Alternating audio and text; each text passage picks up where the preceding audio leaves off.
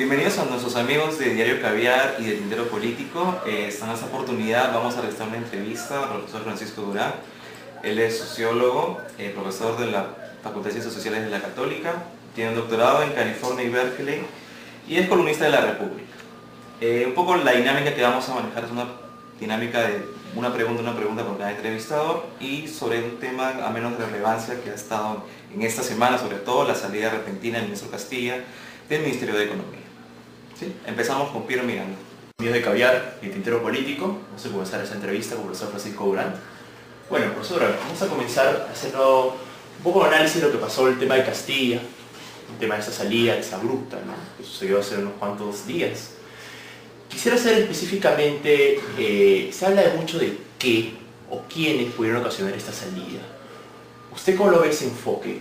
¿Cree específicamente que fueron personas en un contexto o que fueron, digamos, una serie de eventos que acumuló Castilla para que salga, digamos, esta salida, ¿no? Bueno, creo que han sido las dos cosas, una serie de eventos que se han ido acumulando a lo largo del tiempo, particularmente este año, que han implicado un desgaste del ministro. Un desgaste no solo como ministro de Economía, sino como actor político. Por ejemplo, la salida del anterior presidente del Consejo de Ministros, de una intervención directa de Castilla, cuando ya había renunciado, para precisar de que el gobierno o su ministerio no aceptaba un aumento del salario mínimo. Así han ocurrido otros incidentes, entre ellos el problema de las AFPs, en la medida en que por la vía de un decreto, digamos, ¿no?, una capacidad del Ministerio de Economía de generar normas, incluyeron la obligatoriedad de los independientes a aportar las AFPs, lo que generó a su vez una serie de consecuencias políticas, ¿no? Esta vez con un sector de la población que es bastante amplio, ¿no?, y que nunca está muy organizado, pero de pronto se galvaniza en torno a esa demanda que consideran injusta. Ha estado la cuestión de la manera como se fue gestando el llamado paquete reactivador. En realidad es una serie de paquetitos que va saliendo poco a poco ante la desaceleración o enfriamiento de la economía peruana, que exigía, digamos, una respuesta para poder ver cómo reactivarla, ¿no? Y según he podido averiguar, han sido pues una serie de reuniones en un hotel de San Isidro, donde han convocado a directivos de la CONFIEP, de la Sociedad Peruana de Hidrocarburos, a personajes, digamos, o a economistas, expertos de las 2 o 3 consultoras principales del país, y ellos se han puesto de acuerdo para discutir un paquete, ¿no? De ahí esa influencia en los llamados sobrecostos, ¿no?, que digamos es un argumento que hace mucho tiempo tanto empresarios como Roque Benavides, como instituciones como el Instituto Peruano de Economía están demandando. Y finalmente los lobbies, digamos, ¿no?, que ha sido el evento de la última semana o las últimas semanas. Estos grupos de poder ante esa salida repentina de Castilla, ¿no? Bueno, ya se hablaba hace mucho tiempo de la salida, pero lo exabrupto, lo abrupto, perdón, de la manera como ha salido, llama la atención, ¿no? Entonces tiene que haber habido un factor que, como se dice, gatilla esa salida, ¿no? Es probable que hayan sido la cuestión de los lobbies, en particular la llamada ley Coca-Cola, pero en la medida que Castilla ha elegido a su reemplazante, que es su jefe de gabinete asesor, digamos, no hay mayor sacudida, ¿no?, en el sistema de relaciones e influencias entre las grandes empresas y el Estado. Claro. Entonces tienen confianza con la ley, ¿no? Ahora, usted tiene lo que dice la teoría de la captura del Estado, en que, digamos, Castilla es, digamos, el garante entre estos grandes grupos económicos, grupos de poder fácticos y el gobierno. Ahora, con la salida de Castilla, ¿cómo queda, digamos, la captura del Estado en sí? ¿Cómo se articula? Bueno, yo creo que en la medida en que hay una gran continuidad, por la manera como se ha hecho la sucesión, en realidad lo que se puede decir es que es un cambio de ministro, pero bajo las mismas condiciones de captura del Estado, que con variaciones, ¿no?, se viene generando en el país desde 1990. La captura requiere 3 condiciones, ¿no?, generales. La primera es un muy alto nivel de concentración de poder económico, cosa que sigue desarrollándose. Por ejemplo, Sodimac y Maestro se han fusionado, 70% del mercado. Claro. ¿No? Le pongo un ejemplo, podrías hablar de bancos, de farmacias. Segundo, tiene que haber una alta concentración del poder político. Claro, uno dice hay una democracia, sí, pero cuando tú tienes un superministerio que tiene esta capacidad de generar leyes, hay una alta concentración de poder político. Y tercero es, digamos, una sociedad civil un poco organizada, ¿no? Con poca capacidad de reacción frente a problemas de injusticia económica, ¿no? o que no tomen en consideración sus demandas.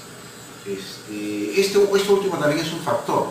Sin embargo, de algún modo ha contribuido en la caída del ministro, pero no al cambio del sistema de captura del Estado, ¿no? Eso se mantiene como tiene que haber una crisis política, ¿no?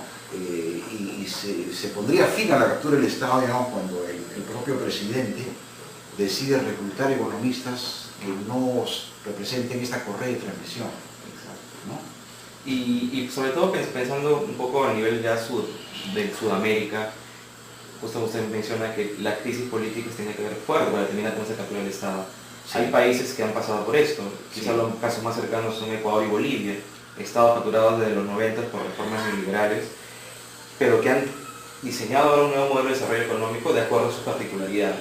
Entonces, pensando un poco en la realidad de nuestros vecinos, sobre todo también Chile, Colombia, por ahí, ¿el Perú continuará con este modelo o podemos hablar justamente de lo que ya nos ofreció alguna vez, que es la gran transformación? ¿Se puede dar en su momento o va a mantenerse este modelo? Sí, en general los países que se llama de la Alianza del Pacífico, todos tienden a tener con variaciones, ¿no es cierto?, este problema de captura del Estado, ¿no? Es el caso de México y los grandes grupos de poderes transnacionales que operan ahí.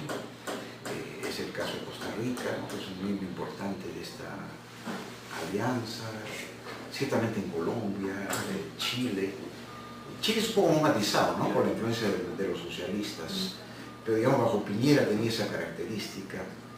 Y ciertamente el caso del Perú, que es probablemente el más extremo de todos, ¿no?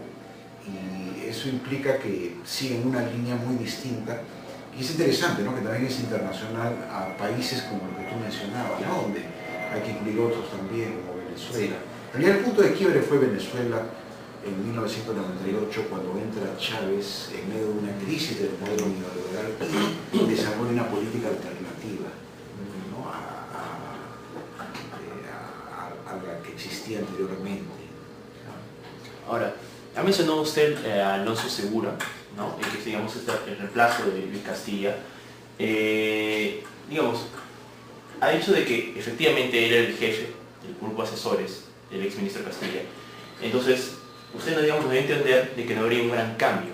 Entonces, esto con, digamos, esta acción de Segura que tiene que pagar a los fonavistas, o digamos, por ejemplo, ese acercamiento que tuvo Alan García, de que era, digamos, aconsejarle de cierta manera al nuevo ministro, ¿cómo lo ve usted? Digamos, un poco ese desaire que hizo, que no quiso reunirse, o este paso que tuvo de pagar a los fonavistas. Por legitimarse en el cargo con una medida que ciertamente es de beneficio popular, ¿no? Se había prometido pagar a los fonavistas desde hace muchísimo tiempo, porque fue un impuesto, digamos, predatorio. A uno le cobraban, ¿no?, de planilla una cantidad para hacer obras y las obras nunca se realizaron. Entonces tiene que entra el principio de devolución, ¿no es cierto? Entonces ahora han prometido una devolución. Sin embargo, hay que tener en cuenta que ha habido varios lobbies anteriores, por ejemplo, para que también se considere las deudas que tiene con los bonistas de reforma agraria, ¿no es cierto? Y me acuerdo que haber escrito al respecto y hubo una discusión en la República cuando les argumenté al respecto le dije, bueno, al final de cuentas, ¿quién está primero? ¿Están primero los fonavistas o están primero los bonistas de reforma agraria? O sea, gente trabajadora, digamos, pero que después se empobreció mucho, ¿no? O gente que muy rica que perdió sus propiedades, pero que, digamos, no está en una situación difícil, ¿no? Entonces es una medida populista, pequeña, ¿no? Pero sin embargo hay que ver los detalles. ¿A cuánto le van a pagar? ¿Un cronograma? Mientras no conozca los detalles, creo que no se puede dar una opinión definitiva de si esto es realmente sincero. Otro aspecto en el cual ellos podrían tratar de avanzar es, como ha sugerido el mismo Pedro Pablo Kuczynski, es darle los aumentos a los médicos, ¿no? Tenían los médicos los mejor remunerados, creo, de la región, ¿no? Lo cual da una idea de este sistema de prioridades que tiene ministros como Castilla y probablemente también Segura, ¿no? O sea, primero los inversionistas, segundo los inversionistas, tercero los inversionistas. Pero son siempre los grandes inversionistas, no son los pequeños ni los medianos inversionistas.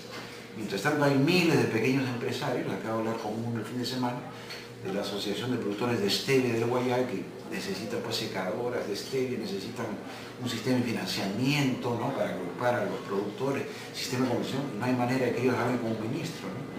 Entonces, yo creo que Segura es, por lo que las señales indican, más de lo mismo. Una buena medida política de Pablo Forlanista es una metida de pata al rechazar de manera tan poco cortés y abrupta, ¿no? El pedido de diálogo con Alan García, ¿no? Claro. Y hablan un poco más del MEF ya como institución, la burocracia interna. Justamente en esa época las reformas liberales en el gobierno de Fujimori, ¿qué tanta influencia todavía de la burocracia del Fujimorismo hay en el MEF? Esa burocracia que ya se ha mantenido justamente conservando el modelo económico hasta el momento. Bueno, en el aparato económico del Estado, que es distinto del aparato social, muy abandonado, y el aparato de administración de justicia, que tiene una serie de problemas, ¿no? Lo mejor del aparato estatal es el aparato económico. Entonces ahí está la tecnocracia más calificada y mejor pagada. ¿Esto de cuándo viene? De la época de Fujimori. Y generalmente las burocracias, con algunas excepciones, quedan y los gobiernos pasan, ¿no es cierto? Entonces hay toda una tecnocracia formada bajo esa concepción de una política muy agresiva de libre mercado que prioriza la inversión de las grandes empresas, tanto porque este grupo ha continuado en algunos casos como porque han entrado nuevos reclutas bajo el mismo criterio. Ahora, una alta burocracia que existía durante Fujimori en torno al MEF se formó en personajes como Roberto Abusada, el economista que falleció hace poco, Fritz Dubois, y otros, ¿no? Que estuvieron durante los 90 en el Estado, pero que también actuaban en el sector privado. Entonces existía ya una correa de transmisión que se generó a través del Instituto Peruano de Economía. Esa gente ha salido porque se quemó, digamos, ¿no? A finales de los 90 con la crisis del 2000, pero han logrado regresar o volver a regresar al Estado o volver a influir en el Estado, ¿no? Por ejemplo, yo creo que una de las entidades más consultadas por el ministro Castilla es el Instituto Peruano de Economía, porque es quien ha elaborado durante muchos años la famosa tesis de los sobrecostos laborales, ¿no? Si ustedes ven los periódicos, la televisión, quien ha salido en primeras planas, en grandes entrevistas, ha sido Roberto Abusada para justificar la importancia de este paquete reactivado. Claro. Ahora, ya que me hablas acerca de esa correa de transmisión, algo que recuerdo que hace un tiempo nos dijo, era que los ministros, digamos, salientes en el caso de Economía, por ejemplo, conseguían puestos en empresas privadas, puestos de gerentes, etcétera, ¿no? Puestos importantes. Ahora, ¿cómo ve dentro de esto el futuro del exministro Castilla, ¿no? Porque, digamos, unos analistas dijeron que él iba, digamos, a controlar el MEF tras las bambalinas, ¿no? Entonces, ¿cómo ve un poco el futuro de Castilla? ¿Inmediatamente va a controlar el MEF tras bambalinas o va a apuntar al sector privado? La democracia neoliberal viene de dos canteras. La primera cantera son los organismos financieros internacionales, Fondo Monetario, Banco Mundial, Banco Interamericano de Desarrollo y la Corporación Andina de Fomento. Castilla venía de la Corporación Andina de Fomento. El actual ministro, ¿no?, que lo reemplaza, el ex jefe de gabinete de asesores, ha tenido un periodo en el Fondo Monetario, por ejemplo. La otra cantera es la cantera de las grandes empresas privadas, de los grandes grupos de poder de la gran nacional y el sistema bancario, ¿no? Segura, por ejemplo, representa a los dos, ¿no? Porque fue funcionario del Banco de Crédito del Perú, alto funcionario, y en fin, luego ha tenido una carrera, ¿no?, en otras instituciones, entra como jefe de gabinete de asesores, y probablemente cuando salga va a ser reclutado por una de estas dos. La puerta giratoria, ¿no? Claro, es la famosa puerta giratoria que entran y salen, Sí, y salen, sí. ¿no es cierto? Castilla probablemente termine en un organismo internacional, pero no lo sabemos, ¿no? Se está tomando unas vacaciones, pero estoy seguro de que va a regresar al redil, ¿no? Claro. Perú, bueno, ahora ha seguido las políticas en ese modelo económico, la inclusión social con desarrollo. Se ha venido mucho ese lema en el gobierno. Sin embargo, el MEF ha sido una de las instituciones que más ha estado en contra de grandes reformas. Entonces, ¿qué tanto se ha dado este objetivo del gobierno teniendo en cuenta que no hay un gasto social tan fuerte como se esperaba con esa gran transformación? Sí, esa es ciertamente una constatación penosa, ¿no? Porque Ollanta inició su campaña y construyó una base de apoyo en torno a la idea de transformar la política económica y poner un énfasis prioritario, digamos, en el caso de las políticas sociales, con los distintos programas que ofreció, ¿no? Félix Jiménez estaba en su... Claro. Y sin embargo, apenas se formó el gobierno, en lugar de reclutar, ¿no es cierto?, a sus economistas que lo habían apoyado en la campaña, da media vuelta y comienza a reclutar a gente como Castilla, como el presidente del Banco Central de la Reserva, Velarde. No creo que ese fue el fin de la gran transformación.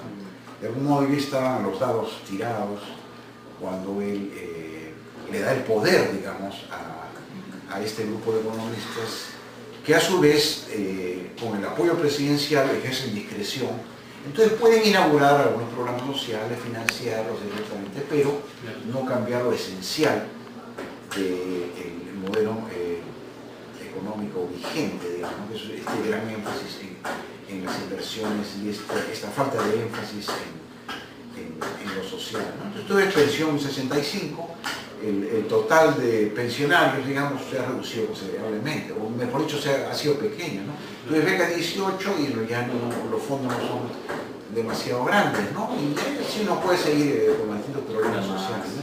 Entonces, lo curioso es que Humala ha mantenido su discurso de ser un presidente inclusivo, ha vendido con cierto éxito esa idea hacia afuera, ¿no? Porque él nunca se ha peleado con Venezuela ni con Bolivia, ¿no? Hace un equilibrio, digamos, que es lo que él le gusta hacer, digamos, ¿no? No estar aquí ni allá, sino ponerse en el medio de las cosas, inclinarse a un lado según lo que le conviene, ¿no? Estos días, una semana, salió la revista Poder, ¿no?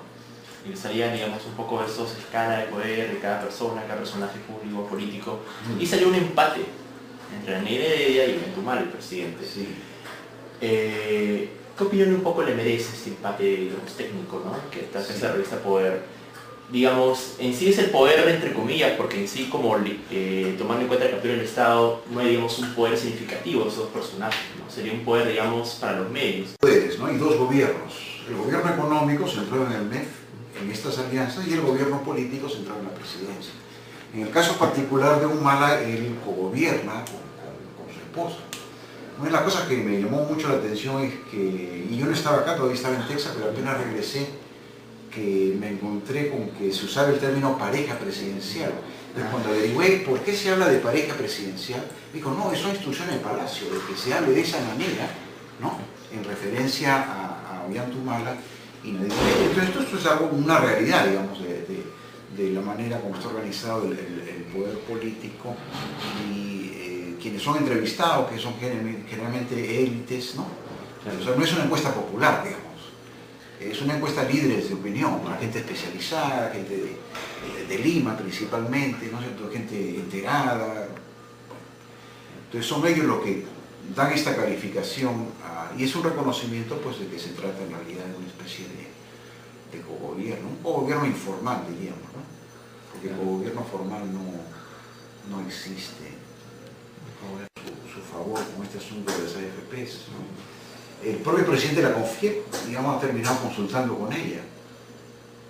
Hablan, ¿no? Conversan de los dos lados, cuando él quiere algo, cuando ella necesita alguna coordinación. Entonces ella también se ha convertido en una correa de transmisión entre esos dos gobiernos. Entonces la encuesta reconoce eso. Y ¿qué le hace falta al Perú en temas de reformas económicas a este modelo aún vigente rumbo al Bicentenario?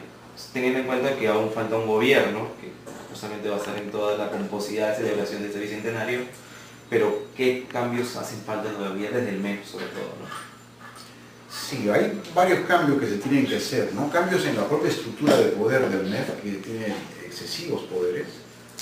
Es necesario, en ese sentido, considerar una nueva reforma del Estado con sentido social, que separe la función de planificación del presupuesto del MEF, que se cree un Ministerio de Planificación Económico-Social unido, ¿no? Que no separe al mismo tiempo lo económico de lo social, es decir, que es un conjunto de indicadores donde tú ves el progreso, el crecimiento, ¿cierto? Y también el progreso social. De tal manera, para que según eso determines tus prioridades, ¿no? Y ciertamente tiene que haber un giro, pues, de 180 grados hacia una nueva política económica que no esté concentrada en las materias primas y que no esté favoreciendo a las grandes empresas, sino que busque una verdadera diversificación productiva que debe incluir el mercado interno, la industria nacional, que debe ser realmente inclusivo con la pequeña y mediana empresa, porque es la principal generadora de empleo, ¿no? Y que al mismo tiempo desarrolle capacidades competitivas en el exterior, ¿no? Aprovechando, sobre todo en el caso de la agricultura, que es el más crítico, los diversos pisos ecológicos, ¿no? Productos de exportación, digamos, de alimentos o de lo que fuere, de frutas, de cafés, ¿no es cierto? Claro. Que no se pueden producir en gran cantidad, pero dada la variedad climática que tiene el Perú y la calidad del suelo, etc., pueda, digamos, participar en el mercado mundial en condiciones competitivas. Un poquito de esto ha comenzado en el cacao, en algunas variedades de café, pero hay un gran camino por recorrer, ¿no? Y eso requiere Estado, requiere un Estado fuerte, ¿no? Y sobre costos de distinto tipo, porque tenían los precios, ¿no es cierto? Y eso tiene que ser corregido. Hay un excesivo poder de las grandes corporaciones. Un país así no avanza. Claro que sí. Bueno, profesor Francisco, siempre será invitado para cualquier oportunidad para todos sus amigos de Caviar y Tintero Político. Muchas gracias.